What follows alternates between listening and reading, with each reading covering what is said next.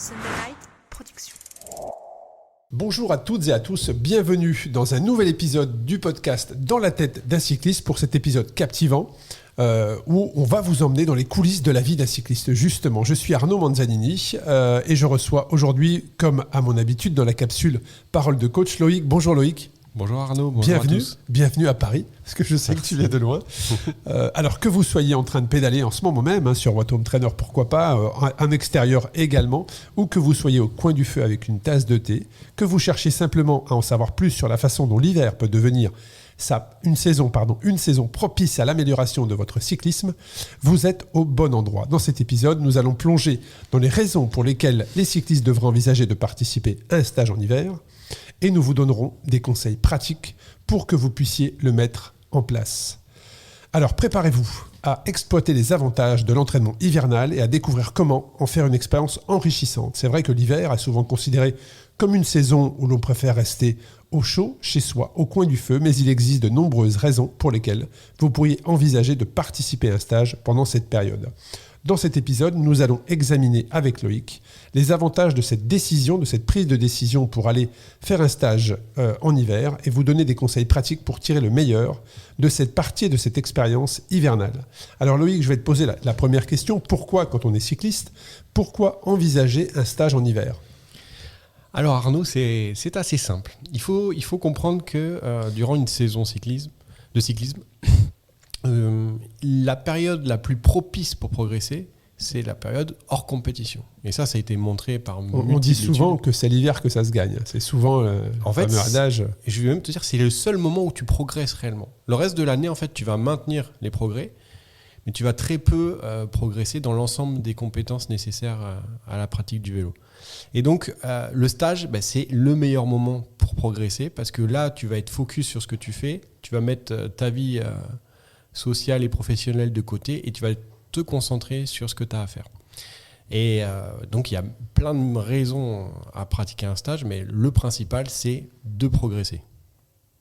Alors, c'est vrai, quand on parle de stage, moi j'ai pratiqué quand j'étais en compétition, ces fameux stages sortis de l'hiver ou hiver, et en fait, il y avait toujours pour arriver à un stage, je pense qu'il faut déjà avoir un minimum de forme physique.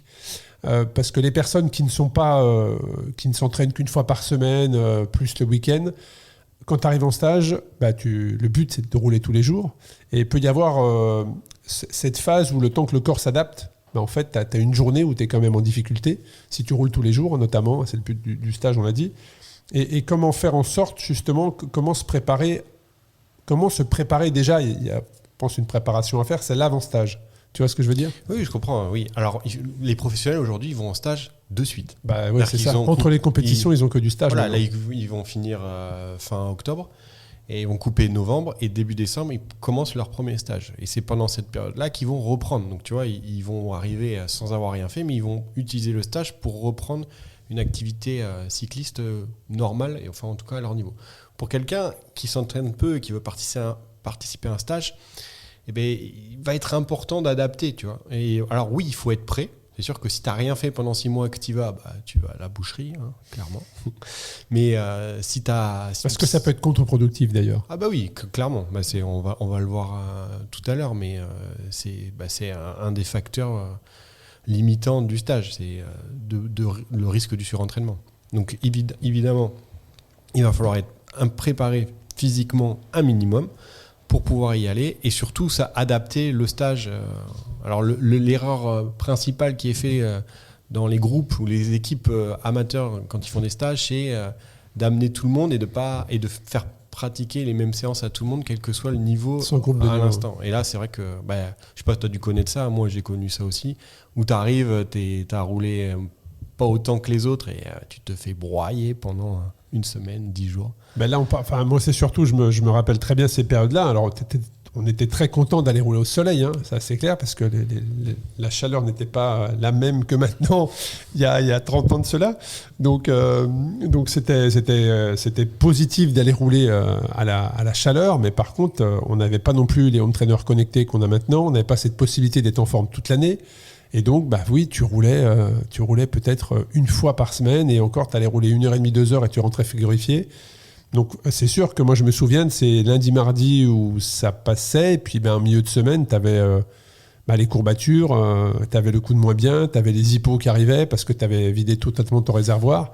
Et c'est vrai que c'est le seul moment dans l'année où tu pouvais rouler, pour certains, le seul moment dans l'année où tu pouvais rouler tous les jours. Oui, exactement. Ce qui n'est plus le cas maintenant. Non, mais non. Aujourd'hui, un professionnel sur 12 mois, il doit faire 3 mois de course. Oui, mais même sans être professionnel, là je pense à l'amateur en fait. Tu vois, même celui qui est en junior, on va dire, même en cadet ou en senior, quelle que soit la licence que tu as, FSGT, FFC, FFCT, aujourd'hui tu peux rouler toute l'année. Exactement. Ce qui n'était pas le cas avant, parce que même avant, en ayant un job et en travaillant à temps plein, en hiver notamment, on n'avait pas les mêmes éclairages qu'aujourd'hui. Enfin, tout était différent et donc tu pouvais aller en stage en février, mars ou avril en ayant très très peu roulé. Exactement. Mais aujourd'hui, comme je te dis, c'est beaucoup plus facile qu'avant. Et avant, tu allais en stage et il y avait des écarts de niveau qui étaient importants. Très clairement. Et en plus, on n'adaptait pas forcément, comme on n'individualisait pas l'entraînement, il n'était pas aussi individualisé que maintenant. Et si tu prends tous ces paramètres, c'est beaucoup plus simple aujourd'hui de participer à un stage, quel que soit ton niveau et ton niveau d'entraînement. Alors, quelles sont les raisons d'opter pour un stage en hiver ? S'il y avait des raisons à partager pour justement encourager les personnes à aller sur un stage en hiver. Alors je pense à mon ami qui habite dans le Nord, qui lui va trouver tout de suite la raison. C'est que quand tu habites au Touquet au mois de février, il faut savoir que c'est très compliqué d'aller faire du vélo dehors. Donc tu fais du home trainer, mais du home trainer, tu ne vas pas en faire 5 heures. Et donc là, ça peut se faire. Ouais. Mais tu vas pas en faire 5 heures, ou alors de temps en temps, ou rarement, pas toutes les semaines. Et donc c'est très de pouvoir partir en stage au soleil. Voilà, c'est changer de climat, d'aller à un climat agréable et qui te permet de t'entraîner dans de bonnes conditions, c'est essentiel. De plus, et j'invite tout le monde à écouter l'épisode sur l'altitude et la chaleur, c'est ce que j'allais dire. Permet aussi d'amener des adaptations encore plus importantes pour l'entraînement du cycliste via l'exposition à la chaleur et l'entraînement, ou à l'altitude, ou les deux en même temps. Non, mais c'est vrai, ne serait-ce que de changer de cadre et de climat, effectivement, forcément, en fonction de l'endroit géographique dans lequel tu habites et dans lequel tu t'entraînes, de changer de climat, de changer de route, de partager avec d'autres personnes, rien que ça, c'est déjà très très positif. Et puis ensuite, il y a le fait d'être focus sur son entraînement, c'est-à-dire que c'est une semaine, comme on l'a dit, et c'est rare de pouvoir, quand on est dans la vie active, c'est rare de pouvoir rouler non-stop 5 jours, 7 sur 7. Et là, tu as cette possibilité-là. Mais, tu vois, encadré en plus. J'en ai organisé beaucoup. Et la plupart des gens. Tu vas en organiser d'autres. Oui, c'est ça. Et la plupart des cyclistes avaient tous la même remarque à la fin du stage. C'est qu'ils étaient focus sur ce qu'ils faisaient. Donc, ils ont dédié leur temps à leur passion. Et ils ont mis un peu de côté tout le reste. Tu vois. Et ça diminue la charge mentale du quotidien. Et ça fait un bien énorme. Et en plus d'avoir un effet physique important, ça va amener un aspect psychologique derrière où tu vas être reboosté pendant 3 mois. Quoi. Et alors, il y a le côté reboosté pendant 3 mois, mais je dirais même encore un peu plus, parce qu'il y a aussi cette possibilité aujourd'hui, c'est les réseaux sociaux. C'est le fait de partager, donc de faire des rencontres. Et puis, en fonction de si tu apprécies une personne, tu peux rester aujourd'hui en contact avec les réseaux sociaux et donc partager des astuces, des résultats, des techniques, des spots dans lesquels tu as apprécié rouler. Ça aussi, c'est vraiment un avantage d'aller faire des stages, c'est de rencontrer des personnes qui viennent de différents horizons, qui vont t'apporter. Tu rencontres des nouvelles personnes, tu vas aussi avec tes potes, et tu passes forcément un bon moment puisque tu es autour de ta passion, tu partages des choses.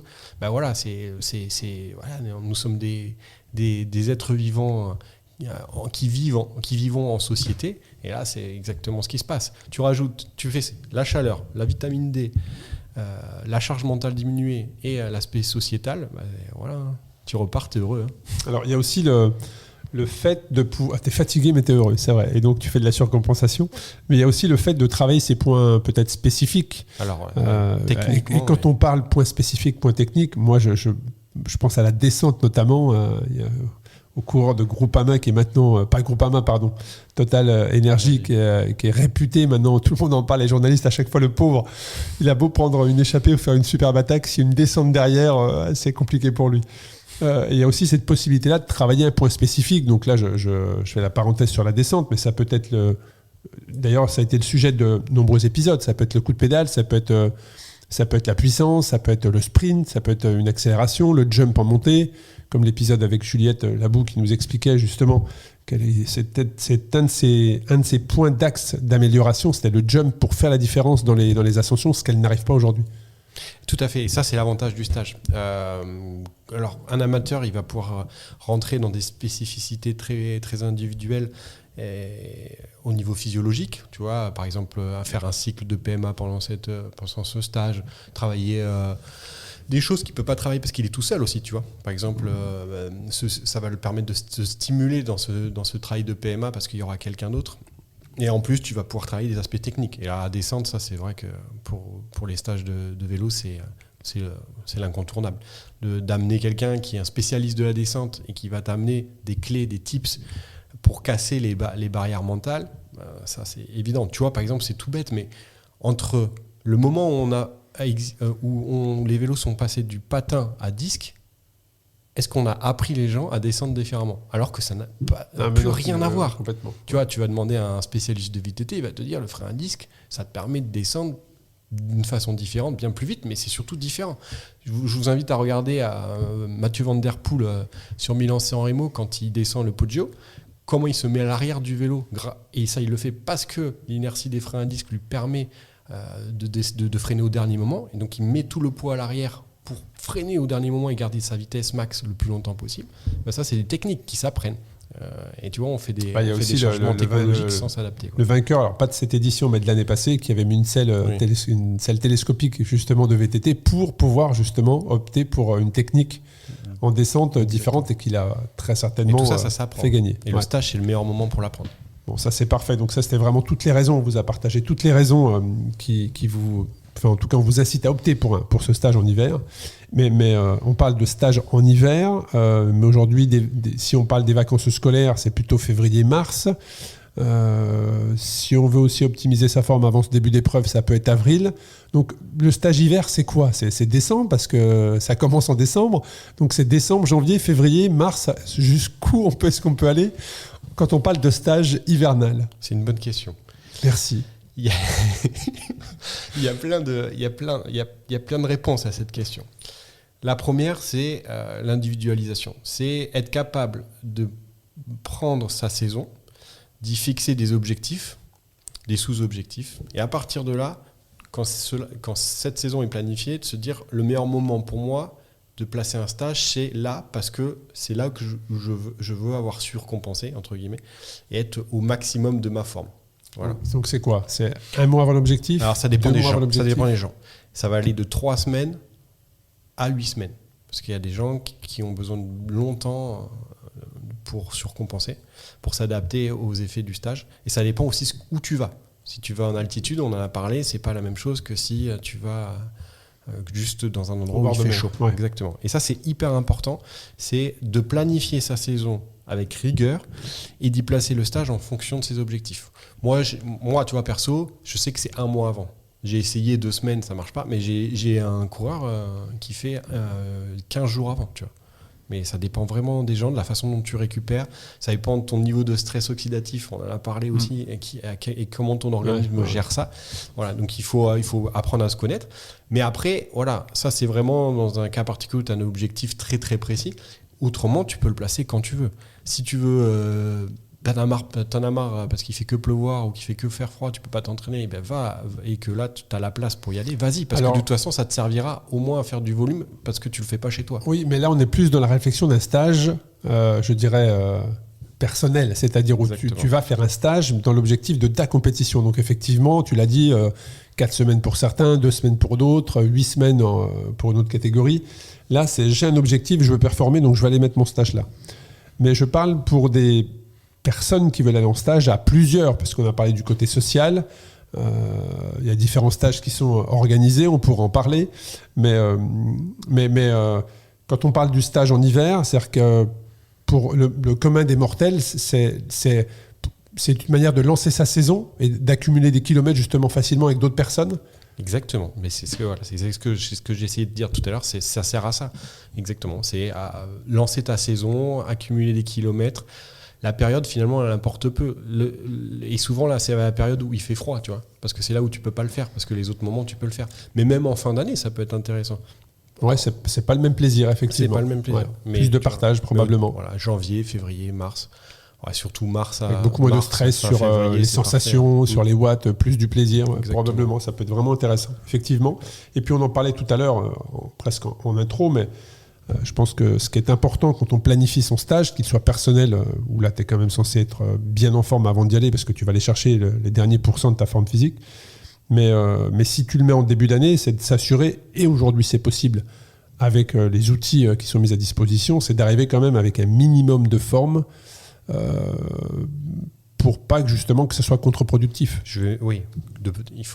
Il faut que tu arrives avec zéro fatigue en fait. C'est même pas une question de forme. Ouais. C'est plutôt qu'il faut pas que tu sois arrivé au stage avec une accumulation de fatigue qui fera que le stage sera délétère parce que tu vas aller au-delà de la capacité d'adaptation de ton organisme. C'est ça qui est important.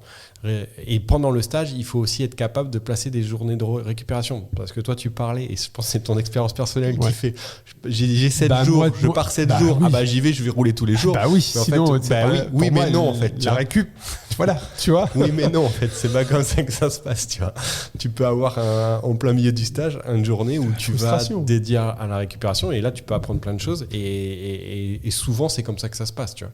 Parce que si tu fais du stage, comme dans ton expérience où tu vas préparer de l'ultra, tu vas faire beaucoup de basse intensité long, mais un stage cyclisme, souvent, c'est pas que ça, tu vois. Ça va être du travail de sprint, de la PMA, du travail de force. Et donc, forcément, à un moment donné, ton corps...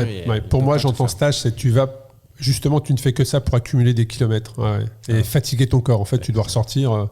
Mais c'est pas que ça. Tu dois t'endormir. Dès que tu es assis au bout de 5 minutes, tu es tellement fatigué que tu t'endors. Et c'est vrai que moi, le stage, c'est l'accumulation de kilomètres. Le dernier stage que j'ai fait, c'était juste avant le Covid à Gérone, où j'avais accumulé 1200 km en 6 jours, je crois. Mais c'était l'objectif. Voilà. C'était vraiment d'accumuler des kilomètres à faible intensité pour préparer les autres échéances. Mais c'est pas tout le temps comme ça. Mais c'est pas tout le temps comme ça, et heureusement. Et pareil, il faut éviter d'y aller quand on est malade. Ça, de toute façon, quand on fait du sport, on évite de faire du sport quand on est malade. Ouais. Ça aussi, ça pourrait être un sujet d'épisode. À écouter son corps et ne pas s'entraîner quand on est malade. C'est ce que peu de sportifs, de par la frustration que le fait d'arrêter l'entraînement génère, continuent pensant qu'ils se font du bien, mais en fait, non, ils se font du mal. Exactement. Mais ça pourrait être un sujet. Donc là, on vous a donné déjà quelques réponses à toutes les questions que vous pouvez avoir, les raisons d'opter pour un stage en hiver, voire même en début de printemps, mais en tout cas pour lancer sa saison, qu'il soit personnel ou plutôt en stage de groupe, on va dire ça comme ça. Quand est-ce qu'il faut le planifier ? Donc il y a différentes possibilités de planifier son stage. Faut tenir compte bien évidemment également aussi des impératifs professionnels et personnels.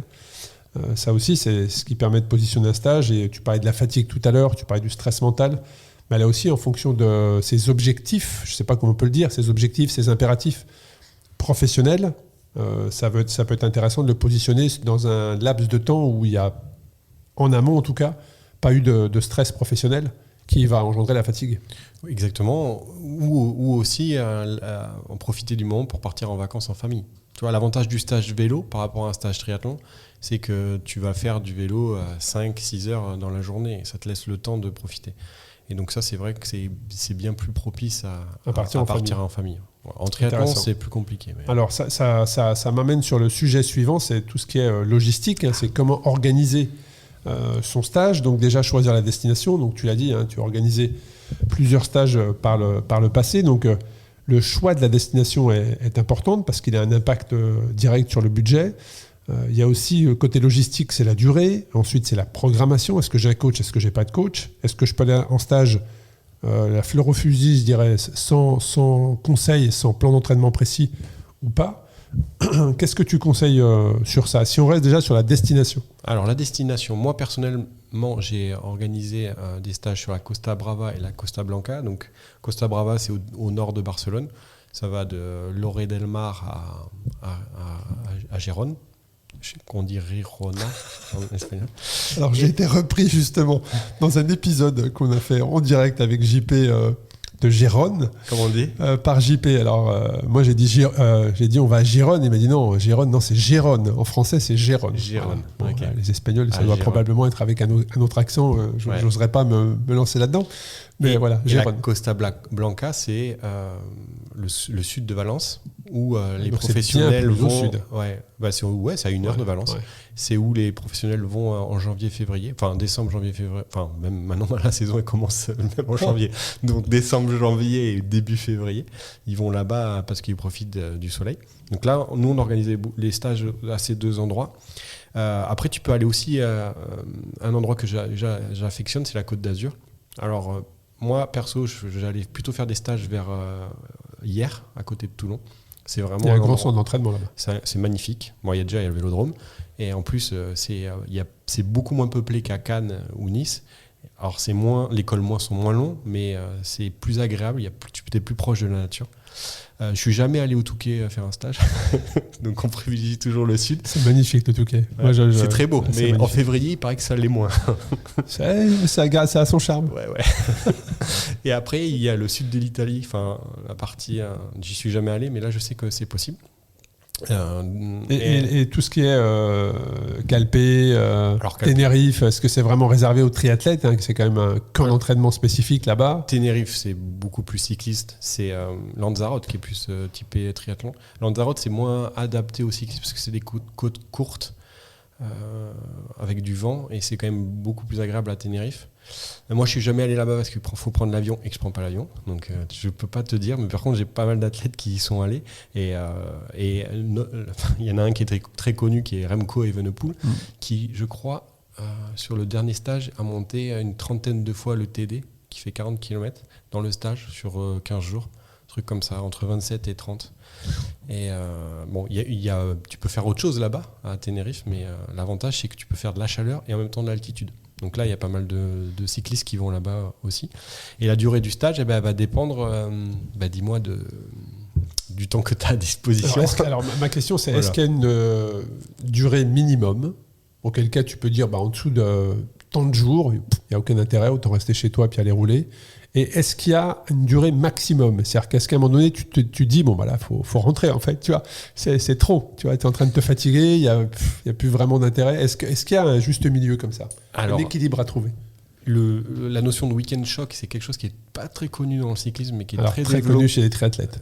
triathlètes Ouais. ou en course à pied, notamment en trail. Le fameux week-end shock. Mais la première fois que j'ai entendu parler de ça, c'était dans le cadre d'une préparation en ultra. On a dit, il faut que tu fasses un week-end shock. En fait, tu vas rouler 24-24. Ok. Ouais, bon, en ultra trail, tu vois, c'est pas pareil. Enfin, c'est une notion qui est utilisée, mais 3 jours, ça peut être déjà un micro-stage intéressant pour surcompenser dans un emploi du temps très chargé. Après, la durée, généralement, elle est d'une semaine pour des raisons parce que sociales, des raisons sociaux, c'est-à-dire de travail professionnel, etc. Tu peux bien communiquer sur les réseaux sociaux en une semaine. Aussi, C'est intéressant aussi. Et après, parce que par contre, si tu as le temps, tu peux aller beaucoup plus loin. Et on a vu, par exemple, pour l'altitude, des durées de 2 semaines, 3 semaines sont très intéressantes. Pour les globules, ouais. Mais c'est vrai que je pense qu'après, dans la mesure du possible, déjà une semaine, c'est bien, mais je dirais presque que ton corps s'adapte à la fin de la première semaine. Et je pense que si tu peux faire 10 jours, 12, voire 2 semaines, là, pour le coup, il y a un vrai gain sur ta saison. Il y a un vrai impact sur ta saison. Exactement. Moi, je l'ai fait parce que j'ai encadré. Et j'ai encadré sur 3 semaines, souvent. Et on l'a fait avec mon ami et collègue Paul. Et c'est vrai que la première semaine, c'est toujours plus dur. Et après, tu t'adaptes. Ton corps, oui. Mais par contre, tu progresses plus en faisant plus long. Et quand on avait fait 3 semaines, après, on a marché. Ouais. Ah ouais, c'est clair. Et puis, alors, je disais tout à l'heure en introduction de ce chapitre, mais est-ce qu'on peut aller faire un stage sans programme, sans programme, sans coach, sans savoir précisément ce que tu fais? On va prendre l'exemple d'Arnaud qui est parti à Gérone faire préparer son expédition et qui a pris une semaine et qui a roulé. J'ai roulé 1200, 1400, j'ai plus vraiment souvenir en tête. L'objectif, c'était que tu fasses 300 bandes tous les jours, en gros, c'est ça? Au minimum 220, je m'étais fixé. Ouais. C'est ça. Mais au final, est-ce qu'il a optimisé le temps qui est passé? Non. évidemment. Ah. Parce que par exemple, toi, Quand dans, même, j'étais dans ton bien à la fin. objectif, c'était pour préparer. Moi, je ton préparais. voyage, Alors, le but, c'était de préparer la TCR, de préparer les courses de longue distance qui allaient normalement m'amener sur le tour du monde, effectivement. Et donc, par exemple, l'un des objectifs, c'est d'améliorer ta lipolyse, l'utilisation des graisses. Tout à fait. Voilà. Et donc, forcément, un plan d'entraînement, il doit être adapté à cet objectif-là. Et le fait d'avoir fait 200 bornes pour faire 200 bornes, c'est pas forcément bien ciblé et c'est pas forcément adapté. Donc oui, il faut un programme d'entraînement. Et il faut qu'il soit intelligent par rapport à tes objectifs. Si ton objectif, c'est faire des courses de fédé de 120 km, ça sera pas le même que si tu dois préparer une race Cross France qui en fait 2600. Voilà. Donc il va bien falloir étudier tout ça et se rapprocher d'une personne qui s'y connaît et qui pourra te donner des bons conseils. C'est ce que j'ai fait depuis. Tu vois. Maintenant, j'ai un programme d'entraînement que tu me prépares d'ailleurs parfaitement bien. Et je dois reconnaître que depuis la prise en main en novembre l'année passée, j'ai retrouvé une forme physique et je le vois dans mon. Enfin, maintenant, au côté digital, tu as plein de graphiques qui peuvent te dire si tu progresses, si tu régresses, si tu te maintiens. Et bon, très clairement, j'ai compris le fait de constituer un programme, de structurer un programme et quels en étaient les intérêts. Concernant la logistique et la préparation. Alors, en termes de logistique, tu as 2 catégories de personnes, mais ça dans le triathlon, peut-être que les personnes sont un peu plus comme ça, mais c'est peut-être un a priori. C'est le fait de est-ce que je pars sur mon vélo ou avec mon vélo ? Est-ce que je loue mon vélo sur place ou pas ? C'est vrai, tu as raison. Les triathlètes font plus souvent ça, ouais. Parce qu'aujourd'hui, j'ai un beau vélo à la maison, mais je ne vais pas le prendre parce que si je prends l'avion ou le train, j'ai peur de l'abîmer, donc je loue sur place. Ou alors j'ai un vélo qui est naze et je vais en profiter pour en louer là-bas, justement pour me faire plaisir sur un beau vélo. C'est quoi la préconisation ? C'est de garder son vélo parce que tu as les mêmes cotes et on sait qu'il y a certains cyclistes qui à 1 mm près sont perturbés, alors que d'autres, ils ont 1 cm de moins, ça ne les gêne pas.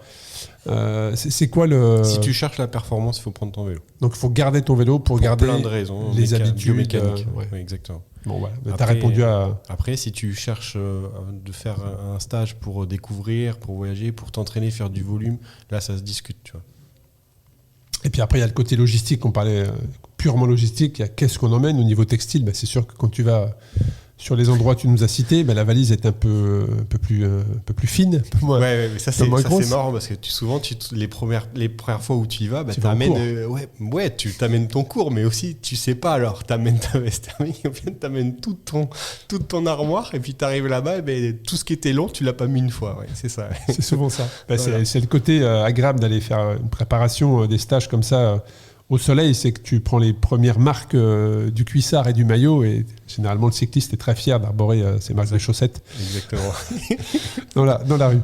On va arriver sur le chapitre nutrition-hydratation parce qu'aller faire un stage, accumuler des kilomètres à faible ou haute intensité, ça fait des calories supplémentaires.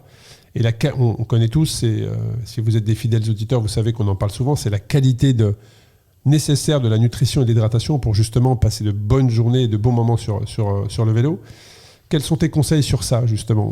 Qu'est-ce qu'on doit changer dans la nutrition pour être capable, justement, d'absorber et de fournir les efforts nécessaires ? Déjà, je reviens sur la logistique, il faut choisir le bon endroit, le bon hôtel, enfin le bon endroit. Soit tu t'organises tout seul et tu vas aller à un endroit et tu vas te faire à manger tout seul, mais il faut être certain que l'endroit où tu vas aller, il y a en capacité de te fournir des aliments sains. Ou alors dans un hôtel où là il faut t'assurer que la nourriture est variée. Est variée, voilà, c'est ça, parce que c'est pas toujours le cas en Espagne. Oui, c'est pour ça que je dis. Il faut vraiment faire attention. Tiens, un petit détail qui est important, le classement des étoiles des hôtels n'est pas le même au sud et au nord de l'Espagne. C'est un classement différent. Donc ça aussi, il faut alors avoir conscience. Donne-nous un exemple. C'est-à-dire que le 5 étoiles le sur la Costa Brava n'est pas le même que sur la Costa Blanca. 3, et certains 3 ou 4 étoiles valent un 5 étoiles plus bas. Oui, exactement. Intéressant. C'est pas la même chose. Et souvent, c'est au niveau de la restauration que la différence. C'est la différence, ouais, exactement. Et autrement, en termes de qualité, donc il va falloir, au niveau des macronutriments, apporter assez de protéines pour que musculairement tu puisses récupérer entre chaque séance. Faire de la chrononutrition aussi en fonction des heures d'entraînement et des repas, parce que souvent, et je mise souvent un stage dans cyclisme, c'est 10h, 15h. De 10h à 15h, de 10h à 16h, je roule. Donc c'est-à-dire que je mange pas en fait de mon repas de midi. Donc il va falloir entre guillemets compenser en termes de macronutriments ce que tu as dépensé et ce que tu n'as pas ingéré pendant le repas du midi. Et donc il va y avoir tout un processus avec une collation, un repas, et il va falloir que ce soit assez équilibré pour que derrière tu puisses récupérer musculairement, que tu ne te réveilles pas le lendemain avec les jambes complètement explosées et tu ne peux pas faire 5 mètres. Ça c'est important. Et aussi l'alimentation pendant. Et là c'est pareil, c'est une stratégie en fonction de la longueur des séances, de leur intensité. Ouais, mais en stage je ne mange pas parce que je veux m'affûter. Ouais, voilà. Ça c'est l'erreur. L'erreur des débutants qui pensent que c'est en faisant le fameux régime pomme. Je ne sais pas si tu connais ça, c'est le régime pomme, c'est notre génération ça. Dans les années 90, pommes et le soir, salade, tranche de jambon blanc, pas plus. En pensant qu'on va perdre du poids, mais en fait, tu perds de la masse musculaire. Donc, en fait, en termes d'optimisation de la performance, c'est 0. Voilà. C'est-à-dire que tu vas perdre du poids, mais tu ne vas pas progresser dans ce que tu voulais faire. Donc là, il va falloir vraiment faire attention à tout ça. Et au niveau de l'hydratation, ce qui est important, c'est d'apporter des eaux riches en bicarbonate, parce que c'est le bicarbonate qui va te permettre de mieux récupérer. Ouais, en tout cas, très, très intéressant. Donc, on a parlé de plein de choses, mais... moi, je sais que quand on s'est vu ce matin avec Loïc, la première chose que je lui ai montré, c'était mes données Whoop pour qu'il puisse mesurer mes problèmes de sommeil en ce moment. Donc, ça m'amène sur le sujet suivant, c'est la gestion de la fatigue. C'est comment tu gères ta fatigue, ta récupération. Est-ce que tu préconises, toi, à tes sportifs pendant ces stages-là, même s'ils ne le sont pas, d'être proche de leur data pour voir comment ils récupèrent, voir les performances, comment elles sont au fur et à mesure des séances, si ça stable ou si ça enfin, je ne sais pas si on peut dire régresser, mais si les données nous informent que la forme est en train de faiblir, ou en tout cas le potentiel, il y a de la fatigue, voilà, il y a de la fatigue, je cherchais le mot. Qu'est-ce que tu peux préconiser sur ça ? Dans tous les stages que j'ai organisés, la récupération était au centre du débat. C'est-à-dire qu'on mettait tout en place pour qu'elle soit optimale. Donc choisir le lieu où l'alimentation est saine. La literie est très important pour récupérer. Exactement. Non, mais c'est vrai. Mais tout à fait. Ça peut te ruiner un stage. La qualité des chambres et l'insonorisation des chambres. Ouais.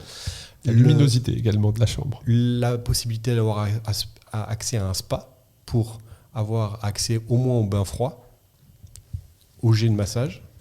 Et à chaque stage dans lequel j'ai participé ou organisé, on faisait venir un professionnel du massage pour récupérer. La grande classe, j'en rêve d'avance. Voilà, un vrai stage, c'est ça en fait. Quand tu as tous ces éléments-là, après bien loin de faire un vrai stage. Moi, j'ai fait des faux stages alors. Oui. Après, on peut parler entraînement, tu vois ce que je veux dire ? Parce qu'après, là, tu peux faire de la qualité. Parce que tu sais que tu auras à côté mis en place les processus qui te permettront de récupérer de ce que tu fais. Et donc, après, en termes de récupération, toi, perso, il faut être capable de s'écouter et d'adapter l'entraînement et de ne pas se dire, parce que ça, c'est le problème des cyclistes qui sont en stage, j'ai ça à faire, il faut que je le fasse. Mais en fait, des fois, il faut juste intervertir un jour avec un autre jour parce que le jour J, voilà. Non, mais là, on tombe dans la bigorexie. On tombe dans la bigorexie, le début de la bigorexie, la fameuse rigidité du cycliste. Alors, les triathlètes sont spécialistes de ça. Je n'osais pas le dire. Alors, il y a aussi, j'ai fait mon stage, donc j'ai choisi un super spot dans un super hôtel avec de la super bouffe. J'ai un super programme d'entraînement. C'est comment je capitalise sur ce stage-là. C'est-à-dire comment je fais en sorte que je conserve les acquis, que derrière, je puisse justement, comme tu l'as dit, maintenir ma forme tout au long de l'année, puisque j'ai tout simplement élevé mon niveau. Et on fait quoi après ? Il se passe quoi derrière le stage ?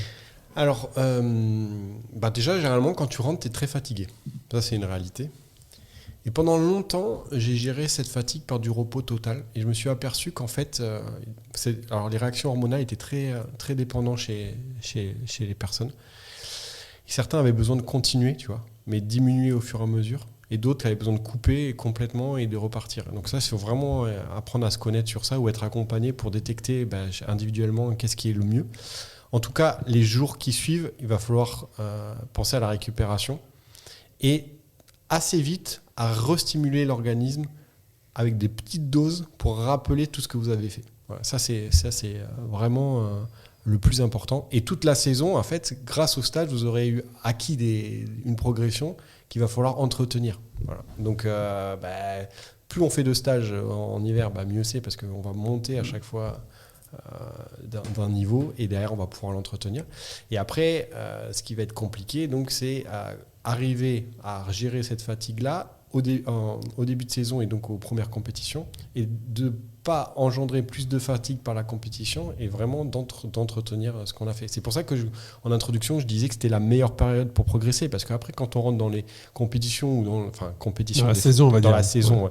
Là on va accumuler de la fatigue par les épreuves qu'on va effectuer, et là c'est beaucoup plus difficile, mais c'est même impossible de progresser, parce que la fatigue, tu passes ton temps à récupérer. Donc il va falloir faire des micro-rappels en fonction de période, des objectifs de travail au seuil lactique, au seuil aérobie, au seuil anaérobie, et faire ça de temps en temps, et ça va être très individualisé, et ça sera souvent jamais la même chose tous les ans. Ceux qui font tout le temps la même chose tous les ans, c'est des gens qui ne progressent jamais. Tu veux dire pendant le stage ou après ? Après, dans la saison. C'est-à-dire que tu fais ton stage, machin, et qu'après, tu fais tous les ans. Tu dupliques pas la même chose. Après le stage, pendant 3 semaines, je vais faire de la PEM. 3 semaines après, je vais faire du seuil, machin. Ceux qui font ça tous les ans, sans changer l'intérieur des exercices, ils ne progressent pas. Parce que notre corps, il est fait pour subir des stress, et il faut que ces stress soient différents pour entraîner les adaptations. Et c'est pas parce qu'on entraîne tout le temps le même stress à l'organisme qu'il va s'adapter tout le temps de la même façon, et des fois, il ne s'adapte plus. Bon, c'est très intéressant. En tout cas, on vous a donné quand même pas mal, même beaucoup d'astuces. Qu'est-ce que tu pourrais partager, Loïc, en conclusion ? Peut-être nous rappeler les avantages ou les encouragements à aller pratiquer un stage, que ce soit l'hiver ou au tout début du printemps, en tout cas dans une période qui lancerait la saison. N'ayez pas peur de participer à un stage, quel que soit votre niveau. Quels que soient vos objectifs, vous allez vous y retrouver de toute façon, au moins au niveau psychologique et en santé et en bien-être. Allez-y dans des organisations carrées, dans lesquelles on va vous proposer des capacités de récupération optimales. Et puis, choisissez le soleil. Voilà, donc la destination, la logistique est importante, la préparation, l'anticipation, et comment capitaliser aussi sur le stage que vous venez de réaliser. On vous a donné un maximum d'astuces. Un grand merci, Loïc, pour ce partage.